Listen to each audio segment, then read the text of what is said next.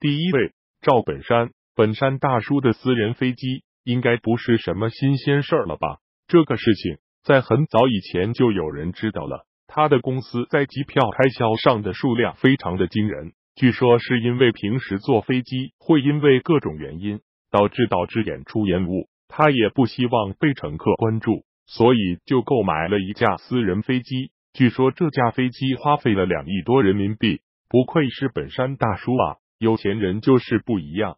第二位，刘德华。作为4大天王之一的刘德华，其实在娱乐圈中一直都是比较低调的，他也算是全能艺人了，也没有什么绯闻，不但唱歌好听，演技也是非常的好。但是没想到刘德华也有一架私人喷气机，据说他买飞机原因是因为能够更加方便回家看女儿。不得不说，作为刘德华的女儿也是非常幸福的，刘德华也是对女儿非常的宠爱呀。第三位，冯小刚。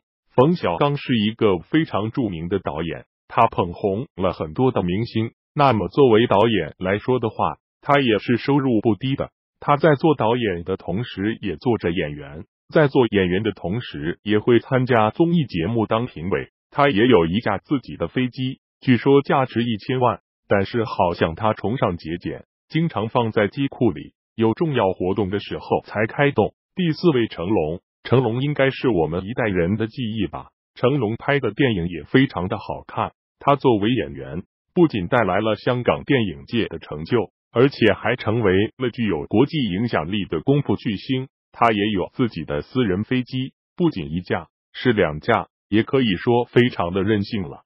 第五位，陈道明。陈道明应该算是娱乐圈中的大哥大了，据说他的片酬也是大陆演员中最高的。而且他也是很早以前就进入娱乐圈的，也是收视率的保证。他出演的电视剧和电影收视率都非常的高。他也有自己的私人飞机，价值8000万，还是机场的钻石会员。他的飞机可以在各国的机场落下，是不是非常的霸气？